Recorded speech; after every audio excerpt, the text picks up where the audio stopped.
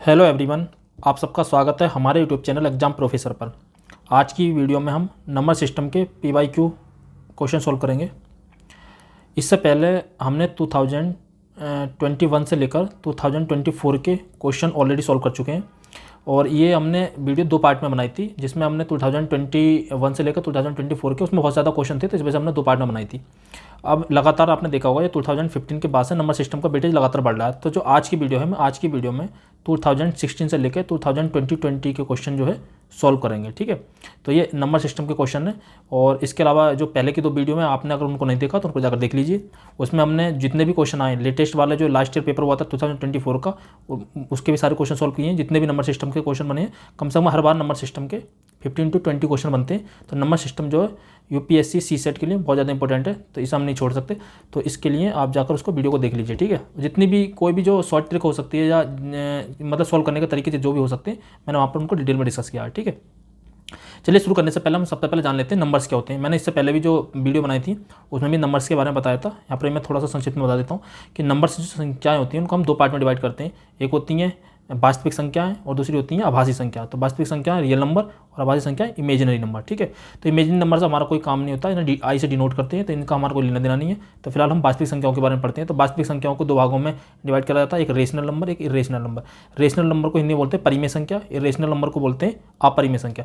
परिमेय संख्या मैंने बता रखा ऑलरेडी कि परिमेय संख्या वे संख्याएं होती हैं जिन्हें P/Q के रूप में जो डिनोट किया जा सकता है, P/Q के रूप में। मतलब ऐसी संख्या जैसे 1/3, 2/5, ये सब परिमेय संख्या है। ठीक है, but Q is not equal to 0, मतलब Q कभी भी 0 नहीं होगा। ठीक है, तो Q भी नीचे का जो इसका डिनोमिनेटर है वो कभी भी 0 नहीं होना चाहिए। ठीक है, तो ये होती है परिमेय संख्या। और अपरिमेय संख्या वे संख्याएं होती हैं जिन्हें P/Q के रूप में डिनोट नहीं किया जा सकता। ठीक है, तो वह अपरिमेय संख्या होती है, जैसे √3, ठीक है, √5, इस तरह की अपरिमेय संख्या होती है। इसके अलावा एक पाई भी जो है अपरिमेय संख्या। ठीक है, आप कहेंगे 22/7 इसका मान होता नहीं, ये नहीं होता, ये लगभग मान लिया जाता है, लेकिन इसका मान ये एक्यूरेट नहीं होता। ठीक है, तो पाई भी एक अपरिमेय संख्या है, तो ये आप याद कर सकते हैं, किसी भी एग्जाम में पूछा जा सकता है।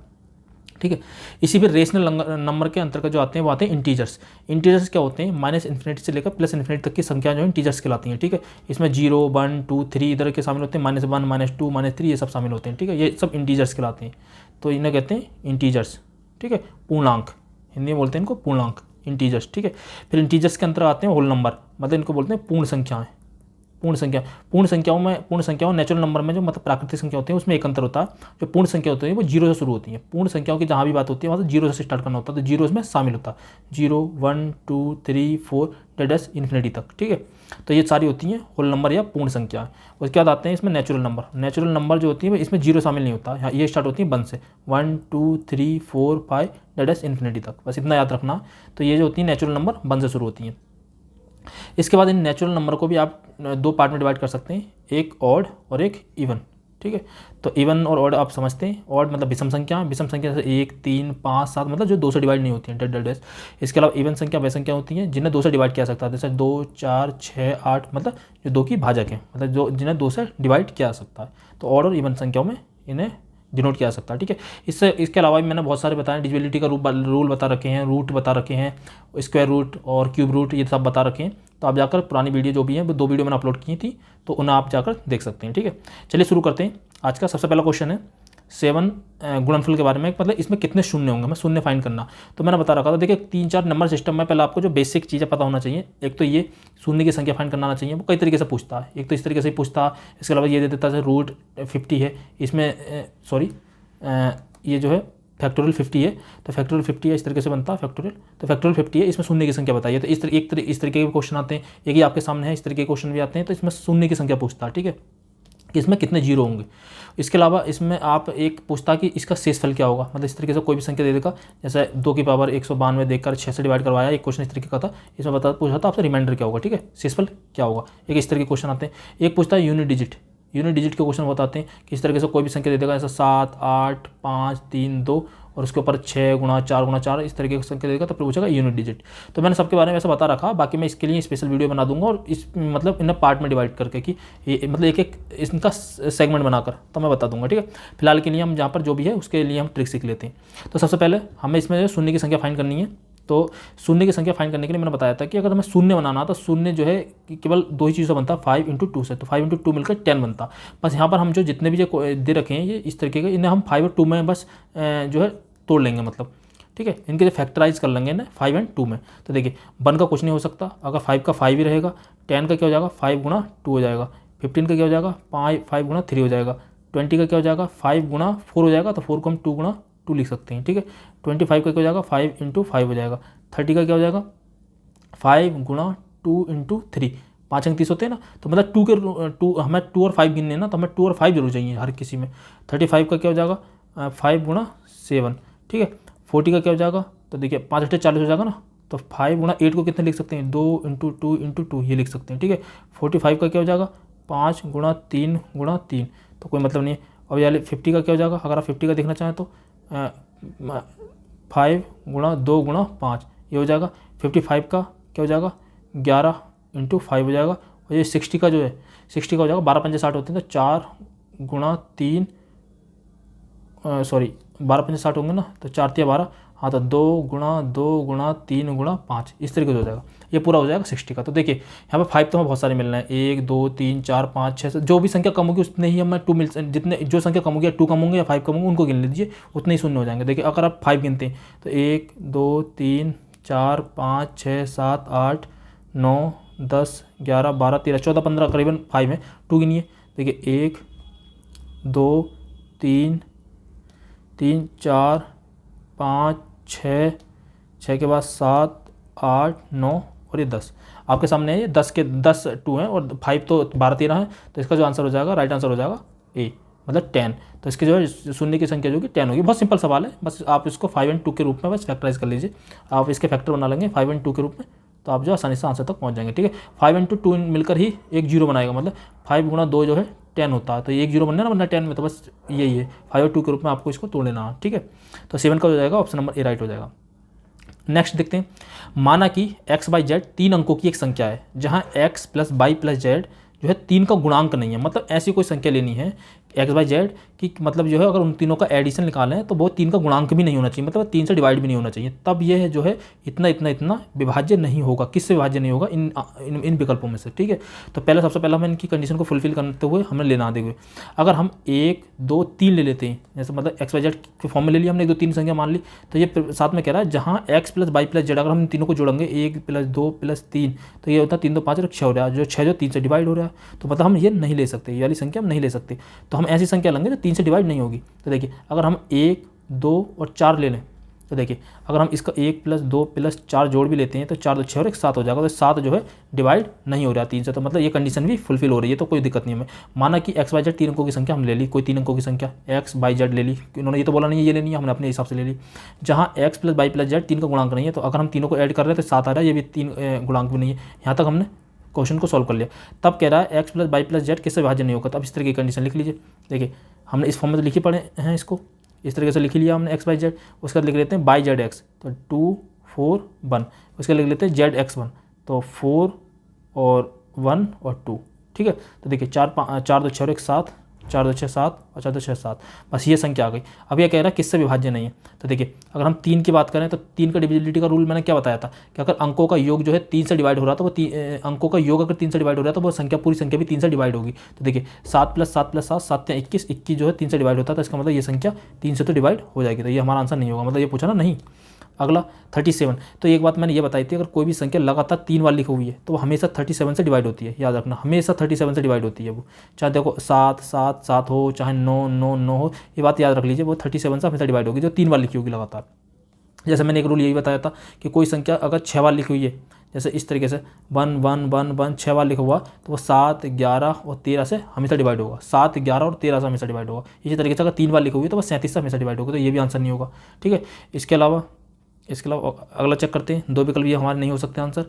अगला चेक करते हैं, देखिए 9 से, अगर 9 से करते हैं तो 9 का डिविजिबिलिटी का रूल क्या मैंने ऑलरेडी बता रखा, पहली वीडियो में बताया था। तो 9 के भी अगर अंकों का योग 9 से डिवाइड है तो वो 9 से डिवाइड होगा, वरना संख्या डिवाइड होगी, वरना तो नहीं होगी। तो अगर इनको जोड़ेंगे तो 21 आ रहा है, 21 9 से डिवाइड नहीं होगा, तो ये हमारा आंसर हो सकता है। फिर हम लास्ट चेक करेंगे x plus y plus z, तो अगर इन तीनों को जोड़ने के बाद तो पता ही आपको कि x plus y plus z 7 आ रहा है, तो 7 तो 777 7 से डिवाइड हो गई, तो ये भी इसका आंसर नहीं होगा, तो इसका आंसर हो जाएगा ऑप्शन नंबर बी, मतलब विभाज्य नहीं है, तो इसका हो जाएगा 9, 9 से विभाज्य ये नहीं होगा। हमने हर कंडीशन को कंप्लीट करते हुए अपने आंसर तक पहुंच गए हैं, ठीक है।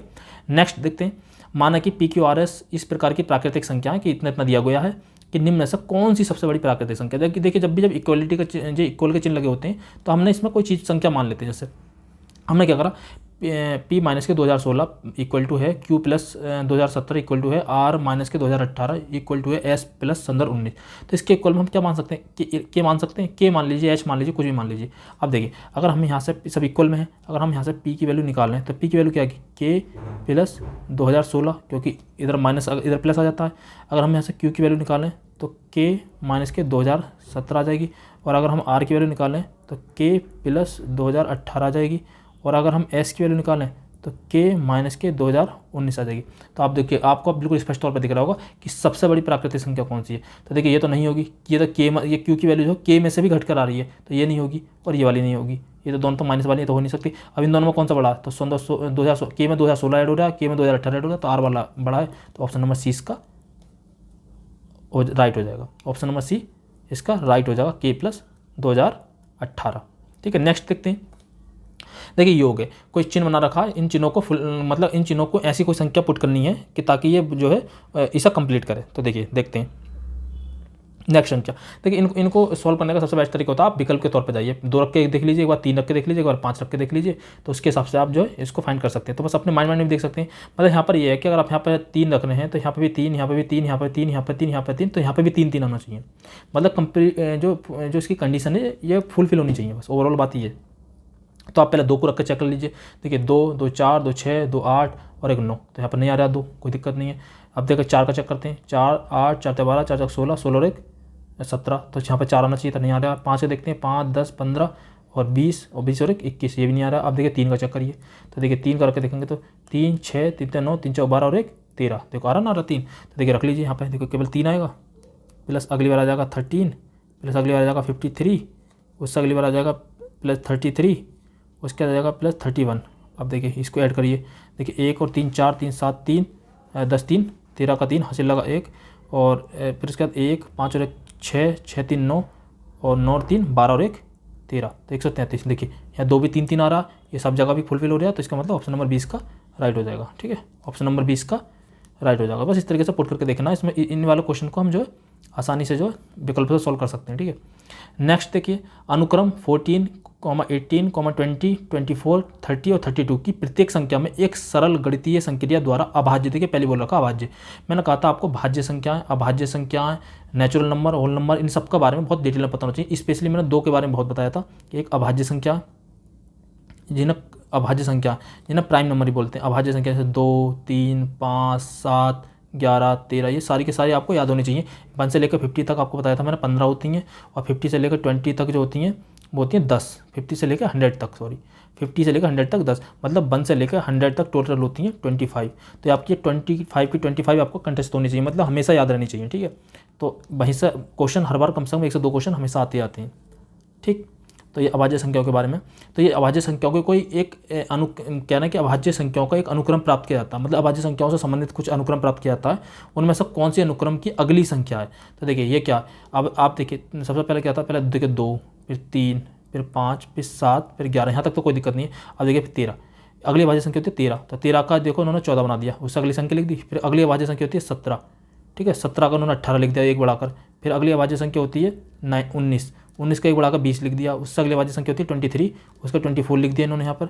उससे अगली अभाज्य संख्या होती है 29, तो इसका इन्होंने 30 लिख दिया। उससे अगली अभाज्य संख्या होती है 31, तो इन्होंने 32 लिख दिया। उससे अगली अभाज्य संख्या जो आती है वो आती है 37, तो इसका हम अगला क्या लिख देंगे 38। बस ये एक संक्रिया लग रही है, तो ऑप्शन नंबर 30 का राइट हो जाएगा। 13 का ऑप्शन नंबर 30 का राइट हो जाएगा। बस इतना आसान क्वेश्चन था। अगर आपको प्राइम नंबर पता है सारे के सारे, तो आप इसको बड़ा आसानी से सॉल्व कर सकते थे। ठीक है, नेक्स्ट देखते हैं। एक पुस्तिका जिसके पन्ने सामान्य रूप से हैं, पहले पन्ने की संख्या 1 से प्रारंभ करते हुए अंकित है। इस पुस्तिका में से एक पन्ना फाड़ लिया जाता, बचे हुए पन्नों पर अंकित पृष्ठ संख्याओं का योग 195, फटे हुए पन्ने पर निम्न में से कौन सी संख्या है।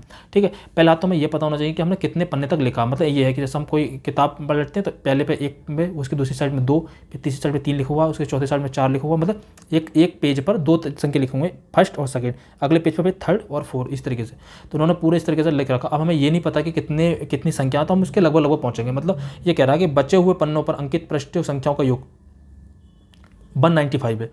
मतलब जो पन्ना फाड़ लिया है उसके बाद भी 195 है, तो 195 तक पहुंचने का कोशिश करते हैं। देखिए हमने मान लिया कि जैसे 1 + 2 क्या ना योग है ना, तो 1 + 2 + 3 हमने डेटा ट्रेस करके मान लिया कि हमने एक मोटा मोटा अंदाजा ले लिया कि चलो हमने मान लिया कि 20 पन्ने हो सकते हैं, हमने 20 संख्या तक लिख दिया। ठीक है, बाकी आपको मैंने इसका फॉर्मूला बताया था कि प्राकृतिक संख्याओं का योग कैसे निकालते हैं, 1/2 n × n+1 इस तरह से निकालते हैं। तो अब देखिए यहाँ पे लगा लो, इनका योग निकाल के देख लो, तो क्या हो जाएगा 1/2 n की वैल्यू 20 है और 21, तो 2 धाम 20, तो इसका मतलब हो जाएगा ये हो जाएगा 210। तो ये 210 हो गया, तो ये 210 हो गया, मतलब इसके 195 के लगभग बराबर। अगर हम चेक करने के लिए हो सकता है इससे एक आध कम संख्या हो, ये भी तो हो सकता है। हमने 20 तक अपने माइंड से तो मान लिया, आप देखो 90 तक चेक करके देखते हैं ऐसी, तो 90 तक चेक करेंगे तो ऐसा वैल्यू कितनी हो जाएगी 1/2 n की वैल्यू 19 और n+1 की वैल्यू 20, तो ये 10 बार जाएगा, ये हो जाएगी 190। मतलब ये तो नहीं हो सकती, क्योंकि वो कह रहा कि पन्ना फाड़ने के बाद ही 195 बच रहा, तो 100 पन्ना फाड़ने के बाद ये पूरा 19 के 19 बिना पन्ना फाड़े भी 190 आ रहा है। तो इसका मतलब ये है कि उसमें पन्नों की संख्या जो है 20 होगी। ये हमें समझ में आ गया कि हमने 20 तक पन्ने लिख दिए हैं, मतलब संख्या जो लिख दी 20 तक लिख दिया। अब देखिए 20 तक का जोड़ के 210 आ रहा है और वैसे योग बनना है 195, तो इसका मतलब ये 20 तक लिखा हुआ था और हमने इस समय वर्तमान में 195, तो 210 में से 95 घटाएंगे तो कितना बचेगा 15 बचेगा। तो मतलब कौन सा पन्ना हटा हुआ होगा 7 और 8 वाला, तो इन दोनों ये पन्ने गायब होंगे, तो मतलब 15 वाला गायब होगा। तो बस ये इसका आंसर हो जाएगा, ऑप्शन नंबर 20 का राइट हो जाएगा। ठीक है, ऑप्शन नंबर 20 का राइट हो जाएगा। बहुत सिंपल होता है, बस आपको थोड़ा सा लॉजिक लगाना होता है। और सबसे बड़ी बात ये है कि यूपीएससी बार बार इन्हीं थीम्स पर क्वेश्चन बनाती रहती है। ठीक है, नेक्स्ट देखिए, मान लीजिए माना कि A3 BC और DE2F 4 अंकों की संख्या है, जहाँ प्रत्येक वर्ण 3 से बड़े भिन्न अंक को दर्शाता है। यदि संख्याओं का योग 15,902 है तो A और D के मानों के बीच अंतर क्या है। तो देखिए बहुत सिंपल है, देखिए A3 B और C, ठीक है, DE2F, ठीक है, इनका क्या बोलते हैं योग दे रखा है कितना 15,902, और ए और डी के बीच का अंतर पूछ रहा है, बस ए और डी का बीच, पहले ए और डी फाइंड हो जाए। तो देखिए, और ये क्या कह रहा है, जहाँ प्रत्येक वर्ण जो जितने ए बी सी डी है प्रत्येक वर्ण 3 से बड़ा है, 3 से बड़ा। ये क्वेश्चन को बहुत अच्छे से पढ़ना होता है। ठीक है, तभी आप आंसर तक आसानी से पहुँच पाते हैं, क्योंकि क्वेश्चन अगर पढ़ लिया तो समझ लीजिए आपने 50% क्वेश्चन तो वहीं पर सॉल्व कर लिया। अगर क्वेश्चन को ठीक से रीड कर लिया तो समझ लीजिए 50% क्वेश्चन आपने वहीं पर सॉल्व कर लिया। ठीक है, अब देखिए 3 से बड़ा लेना, तो 2 आ जाए तो क्या आ सकता है, एक तो क्या आ सकता है 7 और 5। देखिए 7 और 5 12 होते हैं, कैरी 1 हुआ, 1 और 2 3 हो गया। अब 3 को बनाने के लिए आपको क्या हो सकता है बनना, तो आप यहाँ पर आप 7 5 12 भी ले सकते हैं, वरना आप यहाँ पर फिर यहाँ क्योंकि मैं यहाँ पर 7 लेना पड़ेगा तो हम यहाँ पर ऐसे नहीं ले सकते, यहाँ पर ले सकते हैं हम, यहाँ पर हम ले सकते हैं 8 और 4। देखिए आपने अगर सी की वैल्यू 8 ले ली और एफ की वैल्यू 4 ले ली तो 8 4 12 हो जाएगा, एक कैरी हो जाएगा, क्योंकि यहाँ पर फिर फुलफिल नहीं हो रही अगर हमने 7 वहाँ पर ले रहे हैं तो 8 4 12 12 के 2 कैरी हो गया 1, मतलब जो हासिल है 1, और 1 के बाद 1 2 3, अब 0 बनाने के लिए हमें क्या लेना पड़ेगा, यहाँ पर 7 लेना पड़ेगा, तो हमने 7 ले लिया। देखिए 7 और 1 8 और 2 10, 0 हो गया। अब यहाँ पर कोई मतलब नहीं, अब 3 है, 3 को 9 बनाने के लिए यहाँ पर कितना ऐड करना पड़ेगा 6 ऐड करना पड़ेगा, तो यहाँ पर तो 6 कन्फर्म हो गया, 6 ही आएगा। अब बचा कितना, अब 15 बता तो कितना बचा, नहीं एक कैरी कहाँ पे आएगा, देखिए 7 2 9 और 1 10, 10 का 0 हासिल लगा, एक कैरी यहाँ पर आ गया, तो 1 और 3 4, और 4 को 9 बनाने के लिए यहाँ पर 5 लेना पड़ेगा। ठीक है, अभी तक सब संख्या भिन्न भिन्न है, देखिए जब प्रत्येक संख्या 3 से बड़े और भिन्न अंक, तो भिन्न अंक भी लेने हैं साथ में, तो हम लोग कोई भी रिपीट नहीं कर रहे हैं। देखिए यहाँ पर 7 लिया, यहाँ पर 2 ऑलरेडी था, यहाँ पर 8 लिया, यहाँ पर 4 लिया, यहाँ पर ई का 5 लिया। ठीक है, तो 5 और 5 3 8 और 1 9 हो गया। अब यहाँ पर कितना बचे 15 लेने, तो 9 और 6 ये आ सकते हैं। देखिए 9 और 6 बची, ऊपर की संख्या वैसे भी 3 से बड़ी लेनी, तो 4 5 6 7 सब हो गए, तो 6 और 9 है, तो 9 और 6, या तो ए को 9 ले लीजिए, या डी को 6 ले लीजिए, या डी को 6 ले लीजिए, तो ए और डी के बीच का अंतर कितना हो जाएगा, तो 9 - 6 = 3, तो ऑप्शन नंबर सी इसका राइट हो जाएगा। ठीक है, इस तरह का क्वेश्चन हर बार देता ही देता है एग्जाम में, तो याद रखना, तो इसका आंसर हो जाएगा ऑप्शन नंबर सी राइट हो जाएगा। ठीक है, नेक्स्ट देखते हैं, 1 और 100 के मध्य कितनी ऐसी पूर्ण संख्या हैं जिनमें एक अंक 4 है लेकिन वह 4 से विभाज्य नहीं है। ठीक है, तो देखिए मैंने बताया था कि कोई भी संख्या जो होती है इकाई के स्थान पर, देखिए 1 से लेकर 100 तक की अगर हम बात करें तो मतलब 2 ही है, इकाई या दहाई वाले स्थान ही आती हैं, क्योंकि समय 2 ही संख्याएं होती हैं। 100 को छोड़ दिया जाए तो उससे पहले 99 98 97 या 95 या 45 कुछ भी लिख लें, तो एक इकाई का अंक हो सकता है, एक दहाई का अंक हो सकता है, सैकड़े का अंक तो हो नहीं सकता, क्योंकि सैकड़ा का अंक जो बनेगा वो 100 के बाद ही बनेगा। ठीक है, तो अगर आप देखें तो मैंने ऑलरेडी बता रखा कि कोई भी संख्या 1 से लेकर 100 तक की है तो इकाई के स्थान पर कितनी बार आती है, इकाई के स्थान पर 10 बार आती है, 10 बार इकाई के स्थान पर 10 बार आती है, और दहाई के स्थान पर कितनी बार आती है, केवल 10 बार आती है, इकाई के स्थान पर 10 बार और दहाई के स्थान पर 10 बार। ठीक है, तो इकाई और दहाई के स्थान पर 10 बार आती है, तो मतलब कोई भी टोटल संख्या जो है 1 से लेकर 100 तक 20 संख्या ऐसी हो सकती है, ठीक है। मतलब 20 बार आ सकती है कोई भी संख्या, और कितनी संख्या हो सकती है 19, क्योंकि ऐसा क्या होता है, जैसे अगर हम 4 की बात करें तो 44 जो होगा इकाई के स्थान पर भी दहाई के स्थान पर भी होगा, तो वो जो रिपीट हो जाएगा, तो इसलिए 19 संख्याओं में आता है ऐसे। तो हमें 19 की 19 संख्या लिख लेंगे और देख लेंगे कि उसमें से कौन सी 4 से विभाज्य नहीं है, तो देख लेंगे। देखिए एक क्या आएगा, मैं लिख के दिखाता हूँ, 19 की 19 संख्या 04 आएगा, उसके बाद 14 आ जाएगा, उसके बाद 24 आ जाएगा, फिर 34 आ जाएगा, 34 के बाद 44 आ जाएगा, 44 के बाद 54 आ जाएगा, 54 के बाद 64, 74 और 84 और 94, 10 संख्या तो ये वाली हो गई। इसके बाद एक ये लाइन आ जाएगी 40, 41, 43, 42, 43, 44, 45, 46, 47, 48, 49, ठीक है। आप ये सोच रहे होंगे, देखिए ये 21, 2, 3, 4, 5, 6, 7, 8, 9, 10, 11, 12, 13, 14, 15, 16, 17, 18, 19, 20 है। लेकिन क्या है, देखो आपने नोटिस किया होगा, ये 44 दो बार रिपीट हो गया, ये 44 दो बार रिपीट हो गया, तो हमें यहाँ पे 19 संख्या बनती है। अब एक हम 44 हटा देंगे, यहाँ से हटा दो, यहाँ से हटा दो। अब हमें देखना ये है कि ऐसे 4 से विभाज्य नहीं है, तो 4 से विभाज्य जो नहीं होंगे उनको रोकना, तो जो विभाज्य होंगे उन्हें हटाते रहना। देखिए ये वाली 4 से विभाज्य है, इसको हम हटा देंगे, ये वाली 4 से विभाज्य इसको हटा देंगे, ठीक है। उसके बाद ये 4 से विभाज्य इसको हटा देंगे, उसके बाद 84 4 से विभाज्य इसको हटा देंगे, उसके बाद 40 4 से विभाज्य इसको हटा देंगे, ठीक है। इसके बाद 44 जो 4 से विभाज्य इसको हटा देंगे, और 48 इसको हटा देंगे। अब बची कितनी, 1, 2, 3, 4, 5, 6, 7, 8, 9, 10, 11, 12, ऐसी जो है 12 संख्या बची है। तो ऑप्शन नंबर सी इसका राइट हो जाएगा, जो 4 से विभाज्य नहीं है, बस ये इसका राइट आंसर हो जाएगा, ठीक है। ये क्या, निम्नलिखित में से ये 3 नीचे क्वेश्चन दिए हैं, ये 3 देखिए, इसे थोड़ा छोटा कर लेते हैं। ये कह रहा है निम्नलिखित में से कौन सी सबसे बड़ी संख्या, इनमें सबसे बड़ी संख्या कौन सी है। तो आपने जो है घातांक के नियम पढ़े होंगे, ठीक है, पावर के नियम पढ़े होंगे। जब कोई संख्या अंश से जब डिनोमिनेटर में होती है, वो नोमिनेटर में आती है, तो उसका जो माइनस पावर होती है वो प्लस हो जाती है। तो इसे हम लिख सकते हैं, अगर हमें इसे अपनी लैंग्वेज में लिखना तो 2 की पावर 6 लिख सकते हैं, इसे 4 की पावर 3 लिख सकते हैं, इसे 3 की पावर 4 लिख सकते हैं, और इसे 6 की पावर 2 लिख सकते हैं, ठीक है। तो 2 की पावर 6 का मतलब जो हो जाएगा वो हो जाएगा 64, ठीक है। 2 की पावर 6 का मतलब जो हो जाएगा वो हो जाएगा 64, और 4 की पावर 3 है, तो 4 की पावर 3 का मतलब क्या हो जाएगा, 4 की पावर 3 का मतलब भी हो जाएगा 64, 4 चौक 16 चौका 64, बताइए आपको। 3 की पावर 4 का मतलब कितना हो जाएगा 81, ठीक है, 81, और 6 की पावर 2 का मतलब जो हो जाएगा वो हो जाएगा 36, ये तो आपको पता ही होगा। 6 की पावर 2 का मतलब है 6 × 6, 3 की पावर 4 का मतलब है 3 × 3 × 3 × 3, इस तरीके से, तो ये आप सबको पता ही होगा, ठीक है, इतना तो आप जानते ही हैं। तो इसमें सबसे बड़ी संख्या कौन सी है, तो बस ये ऑप्शन नंबर सी इसका राइट हो जाएगा। 81 है, ये दोनों तो सेम है, ये तो हो नहीं सकती, 36 छोटा, तो क्या है 81, तो ऑप्शन नंबर सी इसका राइट हो जाएगा, ऑप्शन नंबर सी इसका राइट हो जाएगा। नेक्स्ट देखते हैं, ठीक है, अगली संख्या देखते हैं। अगला क्वेश्चन 54, 4 अंकों की सबसे छोटी संख्या कौन सी है जिसे 3, 4, 5, 6 से विभाजित करने पर प्रत्येक बार 2 शेष बचता है।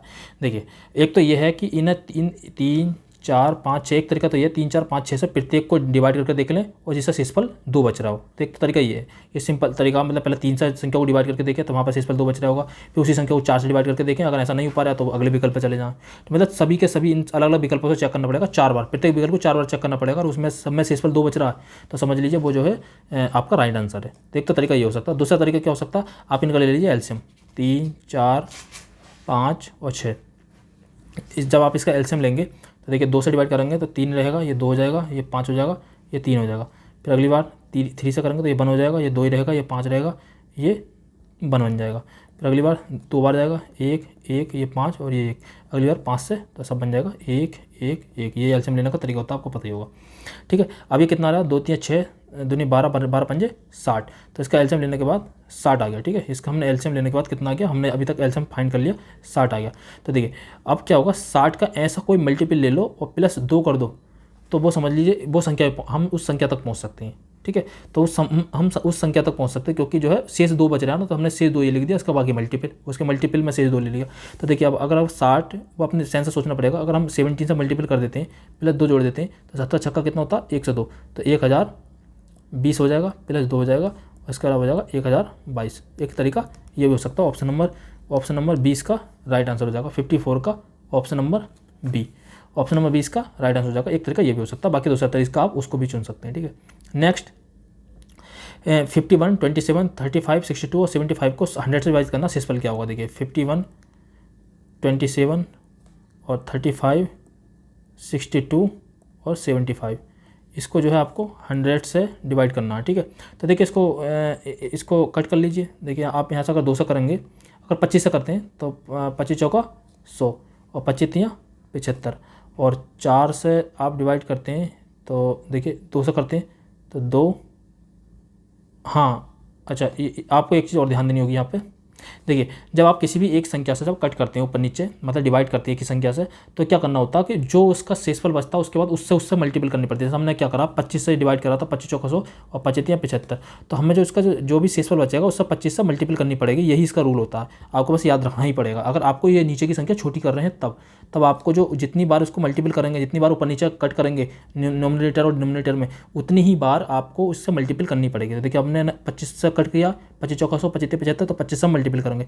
अगली बार मैं 2 से कर रहा हूँ तो 2 दूनी 4 और ये हो जाएगा 31 बार, तो हमें 2 से भी गुणा करना पड़ेगा। अब बाकी आप 2 से देखो 51 को करेंगे तो एक शेषफल बचेगा, 2 को 27 को करेंगे तब भी एक शेषफल बचेगा, मतलब 1 गुणा 1 गुणा 1, तो यही शेषफल बच रहा है। तो इसका जो शेषफल जो है 1 से गुणा करनी पड़ेगी बस। अब इनकी गुणा करने के बाद हम लिख देते हैं 25 दूनी 50। अगर ये 50 जो 100 से ज़्यादा आता तो हमें एक बार और 100 से डिवाइड करते, अगर इससे कम आता तो वही इसका शेषफल हो जाता। तो ये ऑप्शन नंबर ए इसका राइट हो जाएगा। मैंने फिर बोल रहा हूँ कि जो हम जितनी बार ऊपर नीचे कट करते हैं ताकि संख्या छोटी हो जाए, ताकि हम उससे डिवाइड कर सकें ऊपर की संख्याओं को, तो उसके लिए जो है हमें उसके रिमाइंडर में उन संख्याओं की मल्टीपल करनी पड़ती है। अगर उसका मल्टीपल बाद में, रिमाइंडर के बाद ही मल्टीपल अगर उसके जो मेन वैल्यू है जो डिनोमिनेटर में उससे ज़्यादा है तो उसे 100 से फिर डिवाइड करते हैं, मतलब उसके डिनोमिनेटर की वैल्यू से डिवाइड करते हैं। अगर कम है तो वही उसका रिमाइंडर बन जाता है। तो ऑप्शन नंबर ए इसका राइट हो जाएगा, ये हो जाएगा 50। 56 का ऑप्शन नंबर ए राइट हो जाएगा 50, ठीक है। नेक्स्ट देखते हैं n के किस मान के लिए संख्या 10 की पावर n प्लस 1 में अंकों का योग, तो मतलब इस तरीके से पुट करना है, उसमें अंकों का योग जो है 2 आना चाहिए, किसी भी कंडीशन में अंकों का योग 2 आना चाहिए। अब ये क्या कह रहा है, केवल। देखिए पहला तो ये है कि आपको ये समझ में आना चाहिए केवल, जब ये केवल होता है तो एक्सट्रीम वर्ड होता है, तो एक्सट्रीम वर्ड तो हम 99% में गलती होती है, तो फिर भी हम चेक कर लेते हैं। देखिए प्रत्येक से चेक कर लेते हैं। अगर केवल n बराबर 0 रखें तो बात तो सही है, 10 की पावर 0 रख लो प्लस 1 रख लो, तो 10 की पावर 0, देखो जिसकी हाथ 0 होती है उसका मान क्या होता है 1 होता है, तो आपको पता ही होगा प्लस 1, तो 1 और 1 2 हो गया, तो बात तो सही है इनकी।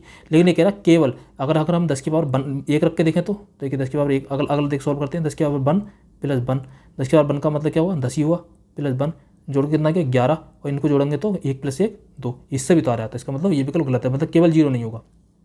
अगला देखते हैं, किसी धनात्मक n पूर्णांक संख्या के लिए, किसी भी धनात्मक, केवल किसी धनात्मक पूर्णांक संख्या के लिए, देखिए 0 ना तो धनात्मक है ना ऋणात्मक है, तो 0 की कंडीशन भी फुल कंप्लीट हो रही है, तो इसलिए ये भी गलत होगा, ठीक है। किसी वास्तविक संख्या n के लिए, ठीक है, देखिए वास्तविक संख्या में इंटीजर्स भी आते हैं, तो सभी इंटीजर्स के लिए नहीं हो सकता, मैंने बताया ना पूरा इसका। अगर आप इसको चेक करेंगे पूर्ण संख्याओं के लिए, तो पूर्ण संख्या में देखो 0 1 2 3, अभी मैंने शुरू में बताया था 5। अब देखिए हमने 0 का चेक कर लिया, 1 का चेक कर लिया, अब मैं आपको 2 का चेक करके दिखाता हूँ, ठीक है। देखिए इसमें 2 का चेक करके दिखाता हूँ। अगर हम 10 की पावर 2 कर दें प्लस 1 कर दें तो कितना हो जाएगा, तो यहाँ पर हो जाएगा 100 प्लस 1, इसकी 10 की पावर 2 का मतलब 100 प्लस 1, तो यह आ जाएगा 101। और 101 को भी जब आप ऐड करेंगे, क्योंकि ये क्या कह रहा है, मैं अंकों का योग 2 होना चाहिए हमेशा, n के किसी भी मान के लिए, इतने कि मैं अंकों का योग 2 से अधिक होना चाहिए, 2 होना चाहिए हमेशा। तो जब इनके अंकों को जोड़ेंगे आप 1 + 0 + 1, तो इसका भी 2 ही आएगा। इससे अगली संख्या का 10 की पावर 3 कर लेंगे तो उस समय क्या आ जाएगा 1001 आ जाएगा। उससे अगला अगर 10 की पावर 4 करेंगे तो 10,001 आ जाएगा, ठीक है। मतलब अंकों का योग हमेशा 2 ही रहेगा, तो वो जो है किसी भी पूर्ण संख्या के लिए, मतलब 0 से शुरू होगा और किसी भी पूर्ण संख्या के लिए, तो इसका हो जाएगा option number B right. Option number 20 का राइट आंसर होगा, ठीक है। ऑप्शन नंबर 20 का राइट आंसर होगा। मैंने सारी कंडीशन आपको निकाल के दिखा दी है। नेक्स्ट देखते हैं, प्राकृतिक संख्याओं के ऐसे कितने युग हैं जिनके वर्गों का अंतर 63 है। देखिए अगर आप वैसे निकालते रहे, अगर माइंड से मतलब केवल ये सोचें कि हाँ जनरल मेथड से कर लेंगे तो ये नहीं होगा, इसके लिए आपको ये समझना पड़ेगा। इस तरह के क्वेश्चन आते हैं, इस बार 2024 में भी इससे मिलता जुलता एक क्वेश्चन आया था, ठीक है। देखिए प्राकृतिक संख्याओं के ऐसे कितने युग में जिनके वर्गों का अंतर 63 है। तो देखिए तो कितने, तो जैसे मैंने मान लीजिए प्राकृतिक संख्याओं के ऐसे कितने वर्गों का अंतर, जैसे x - के y स्क्वायर, मतलब प्राकृतिक संख्याओं के ऐसा एक युग मान लिया मैंने, x - y स्क्वायर = 63 है, ये कह रहा है जिनके वर्गों का अंतर 63 है। तो देखिए ये सब हम लिख सकते हैं x + y, फॉर्मूला आपने पढ़ा होगा हाई स्कूल में, x - के y = हो जाएगा 63। तो देखिए अब हम कितना आ सकते हैं, पहले आप 63 के फैक्टर कर लीजिए। 63 कितना जाएगा 3 से, 3 दूनी 6, 3 × 3, फिर आ जाएगा 3 × 7 = 21 और फिर आ जाएगा 7 × 7। तो देखिए एक क्या हो सकता है, अगर मैं 3 यहाँ पे इसकी जगह 3 ले लूँ और दूसरी जगह 21 ले लूँ, एक फैक्टर तो ये हो सकता है। दूसरा फैक्टर क्या हो जाएगा 9 × 7, ये वाला फैक्टर हो सकता है। अगला फैक्टर होता है 63 × 1, ये हो सकता है। मतलब ये 3 फैक्टर हो सकते हैं। देखिए कैसे चेक करते हैं, एक को मैं आपको चेक करके दिखा देता हूँ। नॉर 7 वाले को, ठीक है। देखिए अगर मैं x प्लस वाई की वैल्यू 9 ले लूँ, देखिए इन दोनों इनकी जगह तो रख रहा हूँ मैं, x प्लस वाई की वैल्यू 9 ले ली, उल्टा भी रख सकते हो, x प्लस वाई की वैल्यू 7 भी ले सकते हो, कोई दिक्कत नहीं, किधर भी ले सकते हो। फिर x माइनस वाई की वैल्यू आपको लेनी पड़ेगी 7। तो देखिए इसको सॉल्व कर लीजिए, ये दोनों कट जाएंगे, 2x इक्वल हो जाएगा और नॉर 7 16, तो x की वैल्यू आ जाएगी 8। x की वैल्यू 8 आ गई तो y की वैल्यू कितनी आ जाएगी 1। देखिए यहाँ पे x की वैल्यू 8 रख देंगे तो y की वैल्यू कितनी आ जाएगी 1 आ जाएगी। तो देखिए 8 का स्क्वायर कितना हो जाएगा 64 और 1 का स्क्वायर माइनस के 1, तो ये हो जाएगा 63। देखिए कंडीशन हो रही है ना, हो रही है फुलफिल हो रही है। इसी तरीके से आप इसको सॉल्व करेंगे, इसको सॉल्व करेंगे, तो ऐसे बस केवल 3 ही तरीके की कंडीशन बन सकती है। तो इसका क्या हो जाएगा, ये कह रहा प्राकृतिक संख्याओं के ऐसे कितने युग में जिनके वर्गों का अंतर 63 हो सकता, तो ये 3 ही कंडीशन हो सकती है, मतलब 63 वाली। तो इसका जो आंसर हो जाएगा ऑप्शन नंबर ए राइट हो जाएगा, ठीक है। आप उन दोनों को निकाल कर देख सकते हैं, मैंने एक आपको निकाल कर दिखा दिया, ठीक है। यही सॉल्व करने का तरीका है, बस आपको लिखना होगा, ये तो आपको पता ना इस तरीके से सॉल्व हो जाएगा, ये तो मैंने सॉल्व करके दिखाया। बाकी तो आपको बस यहीं तक जाना होगा, यहाँ तक भी नहीं जाना होगा, केवल डायरेक्ट ये वैल्यू लिखनी होगी और उसके बाद ये 3 फैक्टर लिखने होंगे अपने दिमाग से, क्योंकि आपने पहले सॉल्व कर रखा होगा, तो बस डायरेक्ट आंसर तक पहुँच जाएंगे। अगला है नेक्स्ट, एक अंक जो n की वैल्यू जो है वो जो है 3 से बड़ी है पर भाज्य है 3 से भाज्य है लेकिन 6 से भाज्य नहीं है, ठीक है। 3 से बड़ी भी है वैल्यू और वो जो है भाज्य है 3 से, मतलब 3 से डिवाइड भी हो रही है बट 6 से डिवाइड नहीं हो रही है, तो निम्नलिखित में कौन सा। तो ऐसी वैल्यू क्या हो सकती है, 3 से बड़ी हो 3 से डिवाइड भी हो रही है, तो मतलब 9 ले सकते हैं हम, 9 ले सकते हैं, ठीक है। 6 से भाज्य भी नहीं हो रहा है 9, तो 9 ले लेते हैं। तो ये कह रहा है कि निम्नलिखित में कौन सा जो है 4 से भाज्य है, तो 4 से कौन सा भाज्य होगा। तो इन्होंने क्या कहा कि n की वैल्यू ऐसे लो, तो n की वैल्यू हमने क्या ले ली 9 ले ली, ठीक है। अब देखते हैं 4 से भाज्य होगा नहीं होगा, कौन सा लेगा। अगर हम यहाँ पर लेते हैं तो 9 दूनी 18, ये 4 से भाज्य नहीं है, तो पहला गलत हो गया। ये वाला चेक करते हैं, 9 दूनी 18, 18 और 4 22, तो ये भी गलत हो गया, ठीक है। तो ये भी नहीं होगा, तो ये वाला विकल्प भी कट गया। फिर गया 9 9 27, 27 के 4 से डिवाइड हो जाएगा, ये भी नहीं होगा, तो ये भी विकल्प कट गया। अब ये वाला देखते हैं 9 27 और प्लस 1, तो ये हो जाएगा 28, ये 4 से विभाज्य है, तो इसका ऑप्शन नंबर डी इसका राइट हो जाएगा। बस इतना सिंपल क्वेश्चन था, ठीक है। इसको हमने बस केवल वैल्यू पुट करके देख ली और क्वेश्चन के अकॉर्डिंग आंसर निकाल लिया। नेक्स्ट देखते हैं, यदि 1 से 1000 तक के पूर्णांकों को लिखा जाए तो अंक 5 कितनी बार आएगा, ठीक है। मतलब 1 से लेकर 1000 तक के पूर्णांकों को लिखा जाए तो अंक 5 कितनी बार आएगा।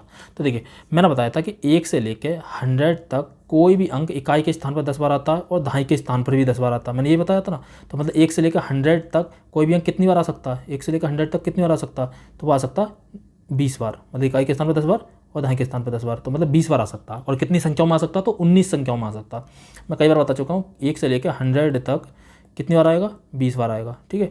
फिर 100 से लेकर 200 तक कितनी बार आएगा 20 बार आएगा, ठीक है। फिर 200 से 300 तक कितनी बार आएगा, ये भी 20 बार आएगा, ठीक है। 300 से 400 तक कितनी बार आएगा, तो ये भी 20 बार आएगा, ठीक है, 20 बार आएगा।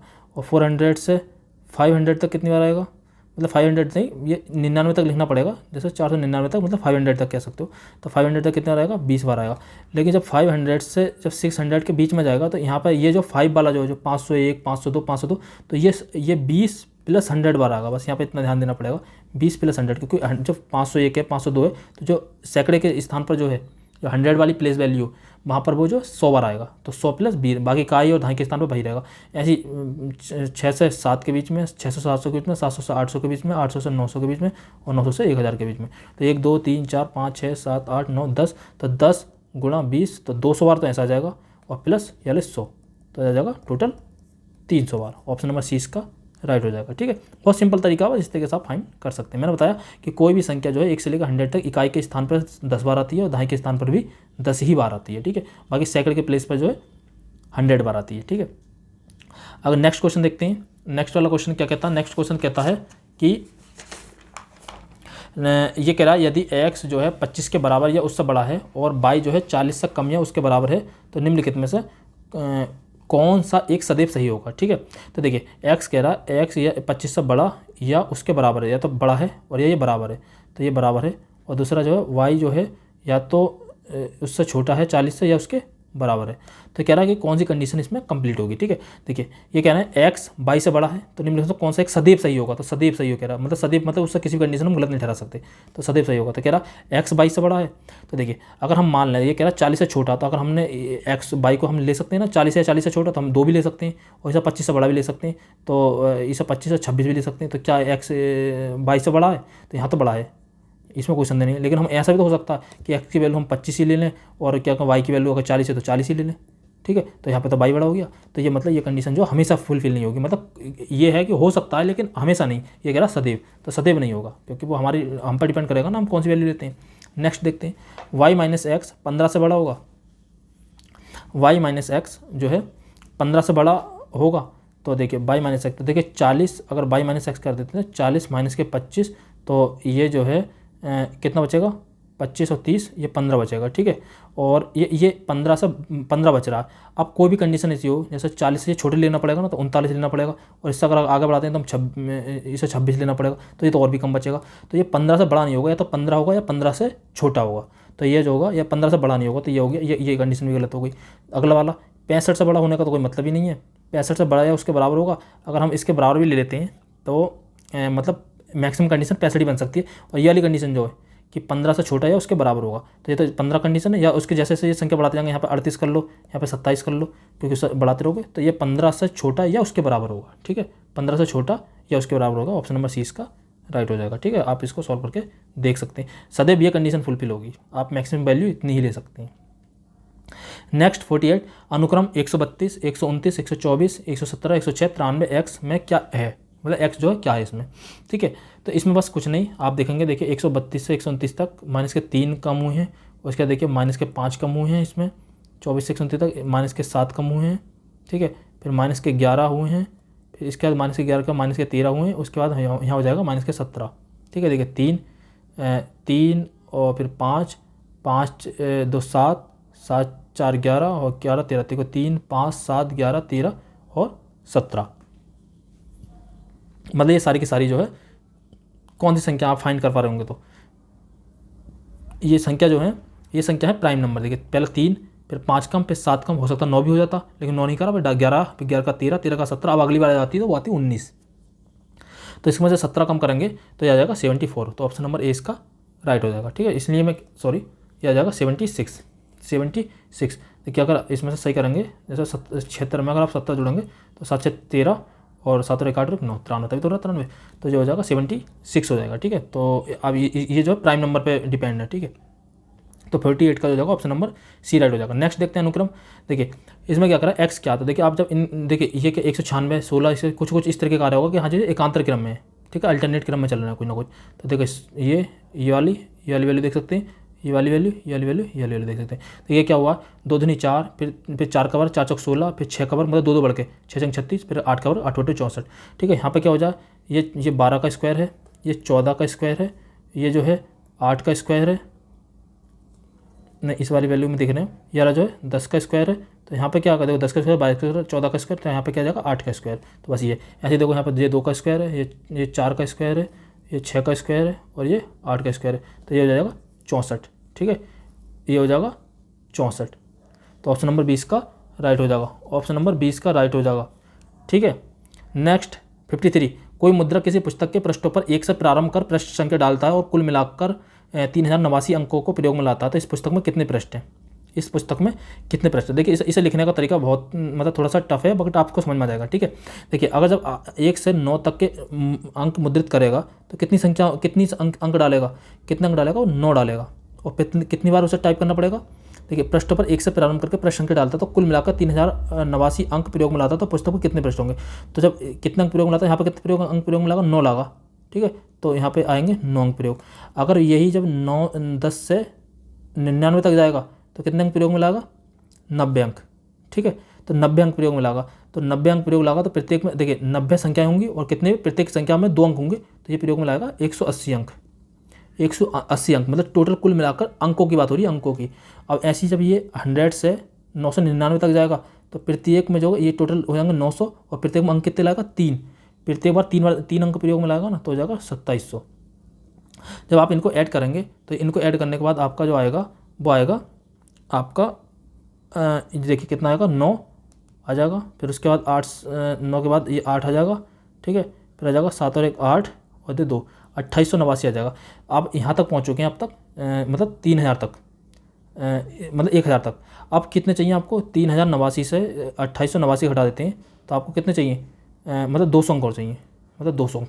तो 200 अंक लाने के लिए आपको अब कितना पड़ेगा, अब तो 1000 के ऊपर है, तो 1000 के मतलब 200 अंक लाने के लिए 1000 से आपको 49 तक पहुंचना पड़ेगा। तो 1049 तक पहुंचने के लिए आपको क्या हो जाएगा, प्रत्येक कितने अंक हो जाएंगे, ये 50, और 50 को 4 बार दबाना पड़ेगा, तो ये हो जाएंगे 200। तो ये 200 ऐड कर देंगे इसमें, तो ये हो जाएगा पूरे 3089। तो 3089 अंक तक लाने के लिए 1049 तक आपको पुस्तक का प्रश्न डालना पड़ेगा। ठीक है, तो आप इस तरीके से इसको सॉल्व करना है। अगर नहीं समझ में आए तो आप कमेंट बॉक्स में बता सकते हैं। ठीक है, नेक्स्ट 8 अंकों की एक संख्या है, इतने को भाग देने पर शेषफल 0 रहता है, तो बी के कितने मान संभव है। तो देखिए 3 से भाग देने पर शेषफल हमेशा 0 रहेगा, मतलब 3 से पूर्णतः डिवाइड है। अगर आप देखो इसको ऐड करेंगे, 4 2 6, 6 और 5 11, 11 और 2 13, 13 और 7 20, 20 और 4 24 और 24 और 6 30, मतलब 30 है। तो मतलब संख्या तो ऑलरेडी डिवाइड है ही, तो मतलब बी, तो बी की कितनी वैल्यू हो सकती है। देखिए एक तो ये, अगर वी की वैल्यू आप 0 भी रख दें तब भी कोई फर्क नहीं पड़ रहा है, क्योंकि ऑलरेडी डिवाइड है। बी की वैल्यू अगर 3 रख दें तब भी कोई फर्क नहीं पड़ रहा है, क्योंकि जोड़ेंगे तो फिर भी 3 से डिवाइड होगी। 6 रख दें तब भी कोई दिक्कत नहीं है, 9 रख दें तब भी कोई दिक्कत नहीं है। तो कितनी संख्या हो सकती है, 4 संख्याएं हो सकती हैं। चारों कंडीशन में जो है उसका मान 0 होगा। तो 75 का हो जाएगा ऑप्शन नंबर सी जो है इसका राइट हो जाएगा। नेक्स्ट देखते हैं, अगला क्वेश्चन है कि ये जो है वही पॉइंट जो हमने पहले की तरह करे थे, कि मतलब इस पॉइंट की जगह क्या आएगा जो कंडीशन को फुलफिल करे। तो आप इसके जो आंसर से जा सकते हैं, 4 चेक कर सकते हैं, 5 चेक कर सकते हैं, 8 कर सकते हैं, 6 चेक कर सकते हैं। तो इस तरीके से आप चेक करके देख सकते हैं।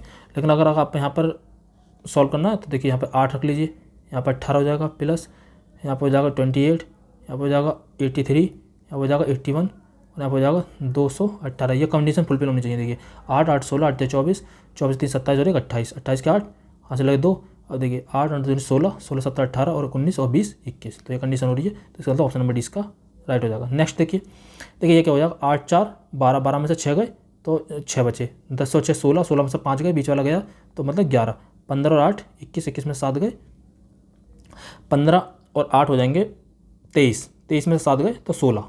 ठीक है, 23 में से 7 गया तो 16, 13 और 8 हो जाएगा, 13 और 8 हो जाएगा 21, और 21 में से 4 गया तो बचेगा आपका, 21 में से 4 गया तो इसका जो आंसर हो जाएगा 17। ठीक है, 21 में से 4 गया तो 17 बचेगा। ठीक है, 17 4 21 होते हैं, तो ऑप्शन नंबर ए इसका राइट हो जाएगा। नेक्स्ट देखिए, यदि x -3 और -1 के बीच में है तथा y -1 और 1 के बीच में है, तो x square minus y square निम्नलिखित में किन के बीच में होगा। तो बीच में होगा किन के, तो देखिए के बीच में है, लेकिन हम जो इनकी वैल्यूज के नज़दीक उठाएंगे। देखिए x -3 और 1 के बीच में है, ना कि -3 है। तो अगर हम जो है x square minus y square value ले रहे हैं, मतलब एक्स की वैल्यू हमने मैक्सिमम वैल्यू -3 भी ले ली और y की वैल्यू 1 भी ले ली या -1 भी ले ली, तो स्क्वायर है तो उसके बाद 1 ही बन जाएगा, तो 9 - के 1 मतलब 8 आएगा।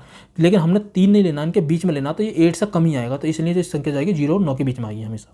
बस इतनी सी बात याद रखनी है। तो 23 का जो जाएगा ऑप्शन नंबर डी हो जाएगा। ठीक है, 23 का ऑप्शन नंबर डी हो जाएगा। नेक्स्ट देखते हैं, नेक्स्ट क्वेश्चन देखते हैं, एक्स और वाई के अलावा धन पूर्णांक, एक्स और वाई 1 के अलावा कोई एक 1 है, 1 संख्या है, उसके अलावा कोई धन पूर्णांक है तथा वाई एक्स से बड़ा है, तो निम्नलिखित में कौन सा। तो वाई जो है एक्स से बड़ा है और कोई 1 के अलावा कोई धन पूर्णांक है। ठीक है, तो निम्नलिखित कौन सी संख्या निरूपित करेगा।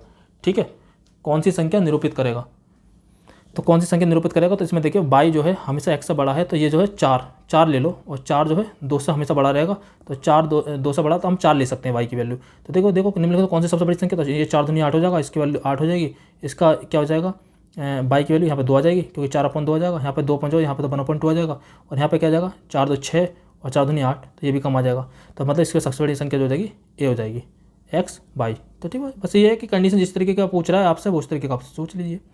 एक संख्या 3 अंकों से बनी है जिनमें मध्य वाला अंक 0 है, तो उनका योग 4 है। तो देखिए हम आपके दिमाग में सोच के आ रहा होगा कि इस तरह की संख्या क्या हो सकती है, 301 हो सकती है, इसके अलावा कोई संख्या नहीं हो सकती।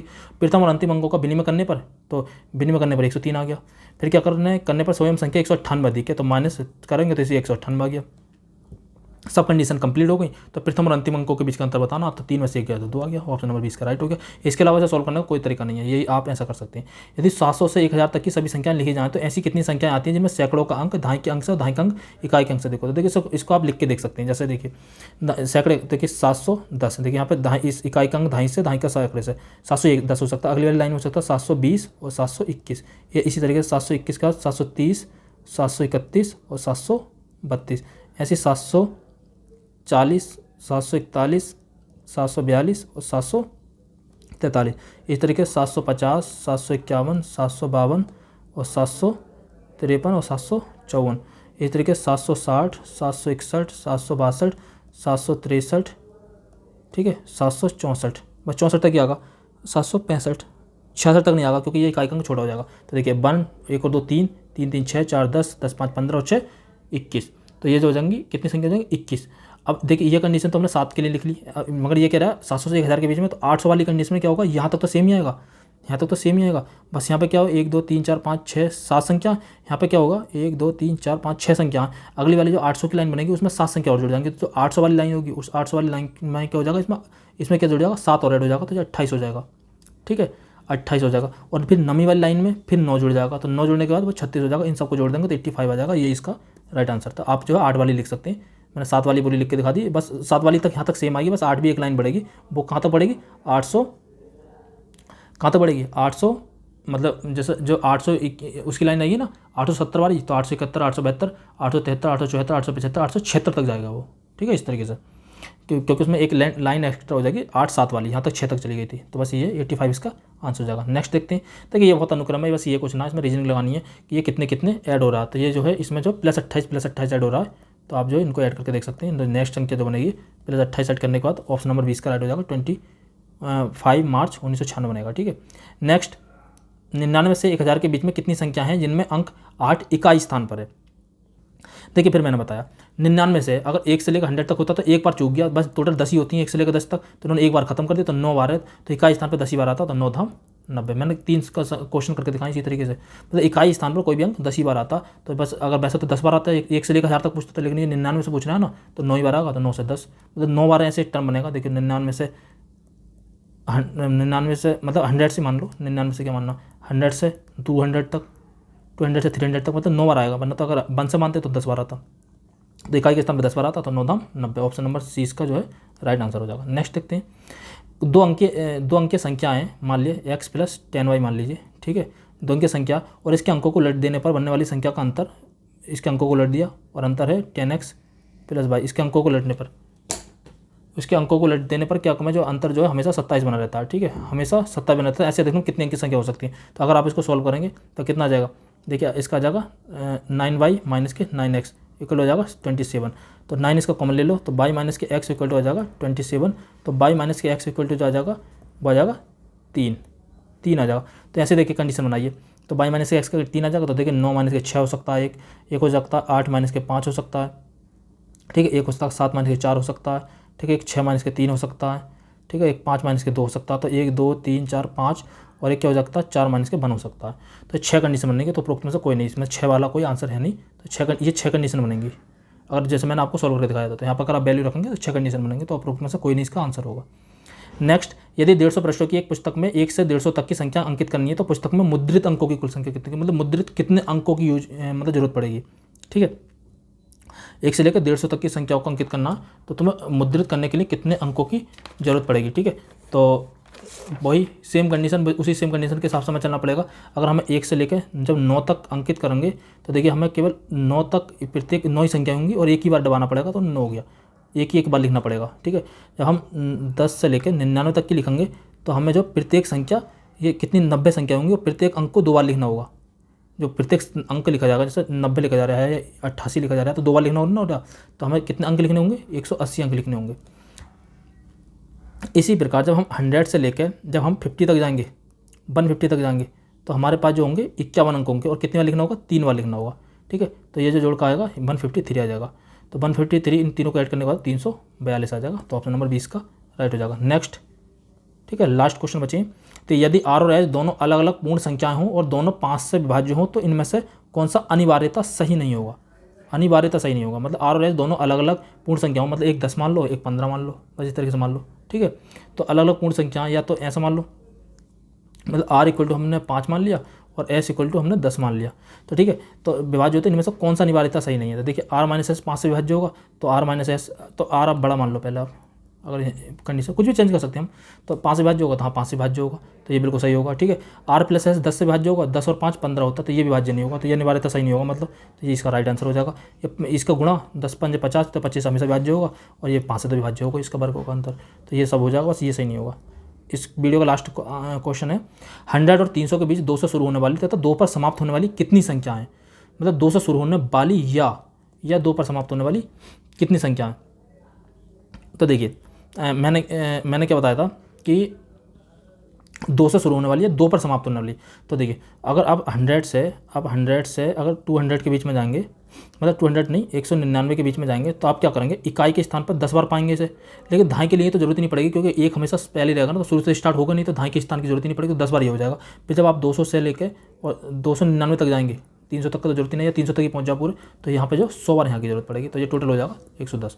तो 110 बार की जरूरत पड़ेगी, ऑप्शन नंबर ए इसका राइट हो जाएगा। ठीक है, तो ये आज की वीडियो इतनी थी और उम्मीद है कि ये वीडियो आपको पसंद आई होगी, और नेक्स्ट वीडियो हम जल्दी लेकर आएंगे। आपको हम जो आगे से जो जितनी वीडियो बनाएंगे उसमें सारे पेपर पूरे के पूरे पेपर डिटेल में डिस्कस करेंगे, और जल्दी हम कॉम्प्रेंशन की भी वीडियो लाएंगे, उसके शॉर्ट ट्रिक्स की वीडियो बताऊंगा कि किस तरह से आप कॉम्प्रेंशन को बड़े आसानी से बिना पढ़े भी सॉल्व कर सकते हैं। ठीक है, तो जल्दी हम लेकर आएंगे, और आपको अगर वीडियो अच्छी लगे तो इसको कमेंट करिए और बताइए, अपना कोई भी सजेशन दीजिए। ठीक है, अगली वीडियो जल्दी लेकर आएंगे, तब तक के लिए जय हिंद।